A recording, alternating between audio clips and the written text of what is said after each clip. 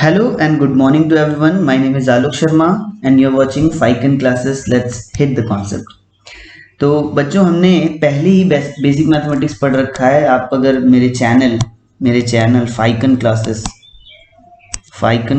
में आप अगर प्लेलिस्ट सर्च करेंगे ना प्लेलिस्ट, तो प्लेलिस्ट में आपको एक अलग से प्लेलिस्ट मिलेगा बेसिक मैथमेटिक्स का. ठीक है, बेसिक मैथमेटिक्स के प्लेलिस्ट में आपको बहुत सारे लेक्चर्स मिलेंगे जिसमें मैंने टोटल सारे टॉपिक कवर कर लिए हैं, लेकिन वो सारे ही टॉपिक किस में थे, इंग्लिश में थे. ठीक है, तो इंग्लिश में होने की वजह से कई सारे बच्चों ने मुझे कहा था, रिक्वेस्ट भी किया था कि सर प्लीज़ एक बार हिंदी में भी बताइए उसे. तो ये मैं काम करने जा रहा हूँ कि इस बार मैं बेसिक मैथमेटिक्स को टोटली हिंदी में पढ़ाने जा रहा हूँ. हिंदी में पढ़ाने जा रहा हूँ इसका मतलब ये नहीं कि मैं वेक्टर को कुछ सदिश कहने लगूँ, नहीं वो नहीं, जस्ट एक्सप्लेनेशन हिंदी में होगा. ठीक है, सब कुछ इंग्लिश में ही है, just explanation is going to be in Hindi. ठीक है, तो चलो स्टार्ट करते हैं. तो सबसे पहले व्हाट इज बेसिक मैथमेटिक्स. हम ये बेसिक मैथमेटिक्स फिजिक्स की क्लासेस में क्यों पढ़ रहे हैं भाई, तो इसके बारे में भी मैंने तुम्हें बताया था, शॉर्ट में बताया था कि यार देखो हमें पढ़ना तो फिजिक्स है, फाइन, हमें क्या करना है, पढ़ना तो फिजिक्स है, लेकिन फिजिक्स पढ़ने के लिए, फिजिक्स को आसान बनाने के लिए, उनकी लैंग्वेज को समझने के लिए मैथमेटिक्स का नॉलेज होना बहुत ज़रूरी होता है. Mathematics is actually the language of science. क्या कह रहा हूं मैं, mathematics is actually the language of science. ये भाषा है, साइंस को लिखने की एक भाषा है, अच्छे से कम स्पेस घेरते हुए. मैथमेटिक्स में जब हम लिखते हैं ना कोई सारी चीज को, 3 + 2 = 5, तो 3 + 2 = 5 आप छोटे से जगह पे लिख सकते हैं, लेकिन उसका मीनिंग तो एक लंबा बड़ी चीज है ना, कि 3 पे 2 ऐड किया गया तो हमें 5 मिला. समझ में आ रही बात. तो ये एक इक्वेशन काइंड ऑफ थिंग लिखना जो है कि मैथमेटिक्स में एक तरीका है जिससे हम कई सारी चीजों को आसानी से समझ पाते हैं. तो मैथमेटिक्स का नॉलेज होना हमारे लिए फिजिक्स में बहुत ज्यादा जरूरी है. ठीक है, चलो आगे बढ़ते हैं. अब देखो बेसिक मैथमेटिक्स में स्पेशली हमें क्या क्या पढ़ना है. वेक्टर कैलकुलस पढ़ना होगा, और फिर उसके बाद कैलकुलस के पार्ट में 2 पार्ट अलग से लिखा है मैंने, differential calculus and integral calculus. ठीक है, तो आज हम लोग वेक्टर चालू करने जा रहे हैं. तो आज के इस लेक्चर में हम लोग देखेंगे what are vector quantities, how it is different from scalar quantity, vector और स्केलर में डिफरेंस क्या है, थोड़ा सा वेक्टर का रिप्रेजेंटेशन देखेंगे, और देख लेंगे कि किस तरीके के वेक्टर क्वांटिटीज होते हैं नॉर्मली, किस तरीके से इन्हें डिफाइन किया गया है, क्या क्या डिफरेंट काइंड्स ऑफ वेक्टर होते हैं. ठीक है, चलो आ जाओ बढ़ते हैं आगे. तो ये दूसरे स्लाइड में आपको दिख रहा है स्केलर एंड वेक्टर क्वांटिटी. तो आप में से आई थिंक बहुत लोगों को scalar and vector quantity already पता होगा, है ना. स्केलर क्वांटिटी क्या होते हैं, ऐसी कोई भी क्वांटिटी जिसे सिर्फ और सिर्फ उसके मैग्नीट्यूड से डिफाइन किया जा सके, उन क्वांटिटीज को क्या कहते हैं, स्केलर क्वांटिटी. जैसे कि अब तुम अपने मास के बारे में सोच लो, अगर मैं तुमसे तुम्हारा मास पूछूं, मास पूछना और वेट पूछना इज 2 डिफरेंट थिंग. ठीक है, मास जो है कि अगर किसी ने कहा कि भैया तुम्हारा मास क्या है, मुझसे पूछ लिया, तो मुझे पता है मेरा मास क्या है, 60 kg है, तो मैं बता दूंगा कि भैया मेरा मास तो 60 kg है and which is acting in the downward direction. क्या मैं ऐसे बोलता हूँ क्या मास के साथ कि acting in the downward direction, क्या ऐसी बात करते हैं क्या हम मास के साथ? नहीं, हम नहीं करते. मास के साथ हम ऐसी बात नहीं करते. अगर कोई मुझसे मेरा मास पूछे तो मैं सिर्फ बताऊंगा 60 kg, मैं उसके साथ कोई डायरेक्शन नहीं बताने वाला. और जब किसी भी चीज को डिफाइन करने के लिए, किसी फिजिकल क्वांटिटी को डिफाइन करने के लिए सिर्फ और सिर्फ मैग्नीट्यूड दैट इज 60, और यूनिट तो भाई कैसी क्वांटिटी है वो रिप्रेजेंट करता है. मास है इसलिए केजी आ गया, हाइट होता तो लेंथ आ जाता, लेंथ होता तो क्या आ जाता, मीटर वगैरह आ जाता है ना. तो ये तो यूनिट है, इसको छोड़ दो. ये सिर्फ नंबर से अगर हमने डिफाइन कर लिया किसी चीज को, तो ऐसी क्वांटिटीज को क्या कहा जाता है, स्केलर क्वांटिटी कहा जाता है. ठीक है, चलो आगे बढ़ते हैं. अब स्केलर क्वांटिटीज जो है कि नॉर्मल रूल ऑफ अलजेब्रा को फॉलो करते हैं, जो नॉर्मली हम हमारे मैथमेटिक्स के रूल होते हैं ना, a + b is going to be c, a * b जो है कि क्या होगा, कैसे इसका मल्टीप्लिकेशन होता है नॉर्मली. अगर ये 3 और 2 है तो 3 × 2 = 6 हो जाएगा, है ना. ये जो नॉर्मल मैथमेटिक्स है, नॉर्मल अलजेब्रा है, ये फॉलो होता है किसके द्वारा, स्केलर क्वांटिटीज के द्वारा. अब इसके एग्जांपल्स देख लेते हैं. Distance, mass, time, speed, volume, temperature and current. और भी कुछ एग्जांपल होंगे, बहुत सारे हो सकते हैं. यहाँ पे हमने कुछ एग्जांपल्स दे दिए हैं. ठीक है, अब चलो इसे अब थोड़ा सा वेक्टर क्वांटिटी के बारे में देखते हैं. अब वेक्टर क्वांटिटीज ऐसी क्वांटिटीज हैं जिनके पास मैग्नीट्यूड तो होता ही होता है, साथ ही साथ उन्हें डिफाइन करने के लिए हमें उसकी डायरेक्शन को भी बताना आवश्यक हो जाता है। समझ में आ रही बात? अगर किसी ने कहा कि देखो भाई मैंने एक फोर्स लगाया, क्या कहते हैं, मान लेते हैं कि यहाँ पे एक ब्लॉक है और यहाँ पे मैंने इस तरीके से एक फोर्स लगाया। तो देखो फोर्स के लगने का एक डायरेक्शन होता है, समझ में आती है बात? ये देखो, ये इसे मैं पॉजिटिव एक्स अगर ले लूं, पॉजिटिव एक्स ले लूं, तो इस ब्लॉक ए पे जो फोर्स लग रहा है which is acting in the positive x direction, ठीक है। तो इसका इफेक्ट क्या होने वाला है, ये बॉडी ए जो है कि पॉजिटिव एक्स डायरेक्शन में मूव करेगी, एक्सेलरेट करेगी, करेक्ट और नॉट। अगर इसी पे मैं फोर्स ऐसे लगा लूं, देखो ध्यान से देखना, बॉडी ए पे अगर मैं फोर्स इस तरीके से लगा लूं, ये स्क्रीन पता नहीं काम क्यों नहीं कर रहा, हाँ इस तरीके का फोर्स लगा लूं, समझ में आई बात, ऊपर से लगा लूं, तो क्या ये बॉडी ए मूव करने वाला है क्या? ये बॉडी ए मूव ही नहीं करेगा, समझ में आ रही बात? बॉडी ए मूव ही नहीं करेगा because the direction of the force is now changed. तो फोर्स का डायरेक्शन चेंज होने से जो आफ्टर इफेक्ट्स आ रहे हैं ना, आफ्टर इफेक्ट्स कि क्या होने वाला है, इसका रिजल्ट क्या होने वाला है, ये आफ्टर इफेक्ट्स चेंज हो जा रहे हैं। तो ऐसी क्वांटिटीज जिसके डायरेक्शन से कुछ मैटर करता है यार, कि आप इस डायरेक्शन पे फोर्स लगा रहे हो तो कुछ इफेक्ट आ रहा है, इस डायरेक्शन पे फोर्स लगा रहे हो तो कुछ अलग इफेक्ट आ रहा है। तो फोर्स में डायरेक्शन का जो इंपॉर्टेंस है वो समझ में आना चाहिए तुम्हें। अगर ऐसी कोई भी क्वांटिटी जिसमें डायरेक्शन का इंपॉर्टेंस दिखाई दे रहा है हमें, या उन्हें डिफाइन करने के लिए हमें डायरेक्शन की जरूरत पड़ रही है, तो ऐसे क्वांटिटीज को वेक्टर क्वांटिटी कहा जाता है। समझ में आ रही है बात? अब वेक्टर क्वांटिटीज के लिए जो नॉर्मल मैथमेटिक्स के अलजेब्रा वाले रूल होते हैं ना, वो फॉलो नहीं होते हैं, ठीक है, वो सब रूल फॉलो नहीं होते हैं। अब इसके एग्जांपल्स हैं displacement, velocity, acceleration and force.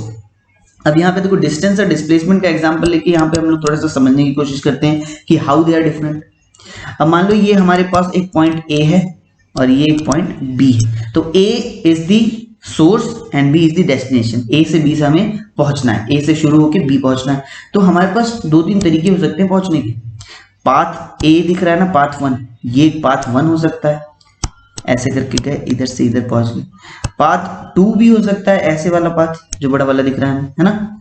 और एक पाथ तो ये स्ट्रेट लाइन वाला भी तो हो सकता है, बिल्कुल हो सकता है। तो अब देखो पाथ वन और पाथ टू में अगर तुम चल रहे हो, तो जब तुम चल रहे होगे तो देखो यहाँ पे इस पॉइंट पे अगर खड़े हो तो तुम्हारा डायरेक्शन क्या है, ये वाला है। इस पॉइंट पे देखो तुम्हारा डायरेक्शन क्या है, ये वाला। इस पॉइंट पे देखो डायरेक्शन क्या है, ये वाला।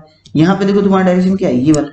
तो यार कंटिन्यूअसली तुम्हारा डायरेक्शन जो है कि चेंज हो रहा है, तुम रैंडमली मूव कर रहे हो। समझ में आ रही बात? तुम्हारा डायरेक्शन कंटिन्यूअस चेंज हो रहा है, लेकिन हाँ ये टोटल लेंथ जो होगा ना, वो तुम्हें दे देगा कि तुमने कितना डिस्टेंस ट्रैवल किया ए से बी पहुंचने के लिए। उसी तरीके से सेम बात होगी किसमें, पाथ बी में भी सेम बात हो जाएगी ना। पाथ बी यानी कि पाथ टू में भी सेम बातें होंगी कि तुमने यहाँ पे देखो डायरेक्शन ये था, यहाँ पे देखो डायरेक्शन ये था, यहाँ पे देखो डायरेक्शन ये था। तो डायरेक्शन तुम्हारा कंटिन्यूअसली चेंज हो रहा है और एक लंबा पाथ तुमने कवर किया, अननेसेसरी का डिस्टेंस ट्रैवल किया है ना। और वहीं पे अगर मैं ये स्ट्रेट लाइन वाले की बात करूं, तो स्ट्रेट लाइन में जब तुम चल रहे थे तो एट एनी पॉइंट तुम्हारा एक डायरेक्शन फिक्स था, करेक्ट और नॉट? तुम सीधे बिल्कुल इसी डायरेक्शन में आगे बढ़ रहे थे, नहीं बढ़ रहे थे। तो ये जो कंडीशन है कि जब तुम्हारा डायरेक्शन चेंज ही नहीं हो रहा, एक ही पर्टिकुलर डायरेक्शन में चल रहे हो और ए से बी तक तुमने मिनिमम डिस्टेंस ट्रैवल किया। कौन सा मिनिमम डिस्टेंस ट्रैवल किया हो अगर किसी दो पॉइंट के बीच में, तो उसी डिस्टेंस को कहा जाता है डिस्प्लेसमेंट। अब ये सोचो, डिस्प्लेसमेंट के पास क्या एक पर्टिकुलर डायरेक्शन था? हाँ भाई था, इसीलिए तो डिस्प्लेसमेंट को वेक्टर क्वांटिटीज में रखा गया है। बात समझ में आ रही? उसी तरीके से फोर्स के बारे में तो मैंने तुम्हें अभी भी बताया कि यार डायरेक्शन का कितना बड़ा इंपॉर्टेंट रोल होता है।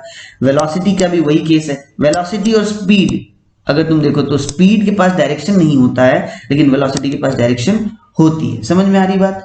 वैसे ही एक्सीलरेशन के पास भी कोई डायरेक्शन होता है। अब वॉल्यूम के बारे में सोचो यार, वॉल्यूम तुम्हें अगर पूछा जाए कि तुम्हारे रूम का वॉल्यूम क्या है, तो तुम length into breadth into height कर लोगे ना, कर लोगे आराम से। क्या इसमें तुम्हें डायरेक्शन बताने का कोई मतलब समझ में आ रहा है कि वॉल्यूम का कोई डायरेक्शन नहीं होता। टेम्परेचर अगर तुमसे पूछूंगी what is your body temperature, तो यार तुमने कह दिया कि 97 डिग्री फ़ारेनहाइट, ऐसा कुछ वो गन से चेक करते ना, आजकल चेक हो रहा है ना कोरोना की वजह से, तो 97 डिग्री 96 डिग्री इस टाइप के आते। अगर थोड़ा बढ़ गया है तो फिर दिक्कत हो जाती है, फिर लोग पकड़ लेते हैं, है ना। तो ये जब वो तुम्हें अगर तुम उनसे पूछो कि टेम्परेचर मेजर करते हैं तो हम 97 डिग्री फ़ारेनहाइट या फिर 96 डिग्री फ़ारेनहाइट ऐसे ऐसे आंसर्स आते हैं ना, आंसर्स मतलब घन में रिपोर्ट आते हैं, ठीक है। तो टेम्परेचर मेजरमेंट करते समय क्या हमें ये बताया जाता है कि क्या हमारे टेम्परेचर का डायरेक्शन क्या है? डायरेक्शन के बारे में तो कोई बात ही नहीं की जाती ना, ये तो बेतुकी बात हो गई ना, ठीक है। तो टेम्परेचर भी कौन सी क्वांटिटी हो गई? स्केलर क्वांटिटी हो गई, ठीक है। चलो आगे बढ़ते हैं, करंट के बारे में सोचते हैं। क्या सोचते हैं? करंट के बारे में सोचते हैं। तो करंट के बारे में सोचने पर कुछ लोगों को लगता है कि यार current is having a direction, क्योंकि ये हायर पोटेंशियल से लोअर पोटेंशियल की तरफ ही ट्रैवल करता है, हमेशा पॉजिटिव टर्मिनल से नेगेटिव टर्मिनल की तरफ जाता है, तो इसके पास एक डायरेक्शन तो है। लेकिन देखो क्या है कि ना, नॉर्मली करंट के साथ दिक्कत क्या है कि इसमें वेक्टर एडिशन फॉलो नहीं होता है, यहाँ पे नॉर्मल अलजेब्रा वाला एडिशन जो है कि फॉलो होता है, नॉर्मल अलजेब्रा का। अगर I1 इधर से आ रहा है, इधर से I2 आ रहा है मान लो, तो यहाँ पे नेट क्या होगा? I1 प्लस I2 हो जाएगा। नॉर्मल अलजेब्रा फॉलो होता है इसके एडिशन में, इसलिए इसे क्या कहा, इसमें इसलिए कहाँ रखा गया है? स्केलर क्वांटिटीज में रखा गया है, ठीक है। अब यार तुम वायर को थोड़ा सा टेढ़ा मेढ़ा कर लो, उल्टा पुल्टा कर लो, जैसा वायर को कर लोगे उस तरीके से करंट फ्लो करने लगेगा। तो डायरेक्शन अगर कुछ फिक्स्ड होता तो फिर बात अलग होती ना, फिर तो वो मतलब ये बिल्कुल स्ट्रेट लाइन में फ्लो कर रहा है तो स्ट्रेट लाइन में ही फ्लो करता, ऐसा तो नहीं है। वायर तुम ऐसा कर लो तो ऐसा फ्लो करने लगेगा। तो करंट के पास कोई खुद का डायरेक्शन नहीं है, current flows in the direction of, बोलो, in the direction of wire, ठीक है। चलो आगे बढ़ते हैं। So the next point is representation of vector। अब वेक्टर को कैसे रिप्रेजेंट किया जाता है हमारी पढ़ाई करने के लिए? एक्चुअली क्या है, पढ़ाई करने के लिए क्या कहने का क्या मतलब है कि वेक्टर का यूज तो अब पूरी दुनिया के लोग करेंगे ना, तो सब लोग अगर अपना अपना रिप्रेजेंटेशन ले लें तो फिर तो दिक्कत हो जाएगी। तो एक स्टैंडर्ड रिप्रेजेंटेशन होता है कि सभी लोग वेक्टर को इसी तरीके से दिखाएंगे, उसके डायरेक्शन को इस तरीके से दिखाएंगे, उसके मैग्नीट्यूड को किस तरीके से दिखाएंगे, एक there is a standard representation, तो वो हमें भी फॉलो करना है, ठीक है। तो देखो वेक्टर रिप्रेजेंट करने का तरीका ये है कि एक लाइन खींच लो, तो ये एक जो लाइन खींची ना उस पे एक एरो हेड बना लो, यहां दिख रहा है ये वाला, लाइन खींचा और एक एरो हेड बना लिया। तो यहाँ पे अब देखो बात क्या क्या होती है, इसका नेमिंग कैसे किया गया है। जहां पे एरो हेड नहीं है, जहां से स्टार्ट किया है उसे टेल कहा जाता है, टेल एंड कहा जाता है, और जहां पे हेड बनाया उसे हेड एंड कहा जाता है, ठीक है। अब this length of this line is going to give you magnitude of the vector. देखो वेक्टर के पास दो चीजें है ना, मैग्नीट्यूड एंड डायरेक्शन। तो मैग्नीट्यूड क्या है? लेंथ से पता चलता है, और डायरेक्शन एरो हेड से पता चलता है। समझ में आ रही बात? डायरेक्शन एरो हेड से पता चलता है और लेंथ से मैग्नीट्यूड पता चलता है, ठीक है। एक्चुअली ये प्रोपोर्शनल टू मैग्नीट्यूड होता है, लेकिन ठीक है चलो जो भी बात। अब मान लेते हैं कि मैंने कहा कि टेल एंड को मैंने P नाम दे दिया है और हेड एंड को मैंने Q नाम दे दिया है, और ये वेक्टर A था, मैं मान लेता हूं कि ये वेक्टर A है, ठीक है। वेक्टर A को इस तरीके से मैंने रिप्रेजेंट किया। तो वेक्टर A लिखने के दो तरीके हो सकते हैं, या तो मैं A लिखूं और उसके ऊपर क्या कर लूं, एक एरो हेड बना लूं, तो ये वेक्टर A रिप्रेजेंट करता है। अब कुछ लोगों ने कहा कि ये P से शुरू होकर क्यूब तक जा रहा है, तो क्यों ना मैं ऐसे लिख दूं PQ और उसके ऊपर एक हेड लगा दूं, तो ये भी तो वेक्टर ही रिप्रेजेंट कर रहा है। बिल्कुल सही, इसमें कोई दो राय नहीं, ये दोनों तरीके से हम लोग वेक्टर को लिख सकते हैं। अब दूसरी बात आती है कि भाई वेक्टर है तो इसके मैग्नीट्यूड को कैसे रिप्रेजेंट किया जाए। समझ रहे हो, वेक्टर है तो इसके मैग्नीट्यूड को कैसे रिप्रेजेंट किया जाए, तो उसके लिए लोगों ने एक तरीका निकाल दिया है। लिखने का तरीका है, कोई दिक्कत नहीं है इसमें। वेक्टर A के साथ तुम मॉड लगा लो, जैसे ही मॉड लगा लोगे तो हम लोगों ने मान लिया कि ये मैग्नीट्यूड रिप्रेजेंट करेगा। या तो ऐसे लिख लो, या तो सिर्फ लेटर लिख लो विदाउट एरो, सिर्फ लेटर लिख लो, तो वो भी मैग्नीट्यूड ही रिप्रेजेंट करता है। समझ में आ रही है बात? तो ये दो तरीके हैं वेक्टर के मैग्नीट्यूड को रिप्रेजेंट करने के लिए। वेक्टर रिप्रेजेंट के लिए a line with an arrow head, magnitude, ये लेंथ हमें मैग्नीट्यूड देने वाला है, और डायरेक्शन क्या देगा, एरो हेड का जो डायरेक्शन है वही वेक्टर का डायरेक्शन है। समझ में आ रही है बात? तो चलो बहुत ही आसान सा लेक्चर था, बहुत ही सिंपल सी बातें की हैं हमने। अब इससे आगे बढ़ाएंगे लेक्चर को, नेक्स्ट लेक्चर में हम लोग बात करेंगे काइंड्स ऑफ वेक्टर के बारे में, ठीक है। तो बढ़िया से पढ़ते रहो और गर्म पानी पिया करो, और अपना ख्याल रखो, घर वालों का भी ख्याल रखो, ठीक है। फिर मिलते हैं नेक्स्ट लेक्चर में, तब तक के लिए बाय बाय, टेक केयर।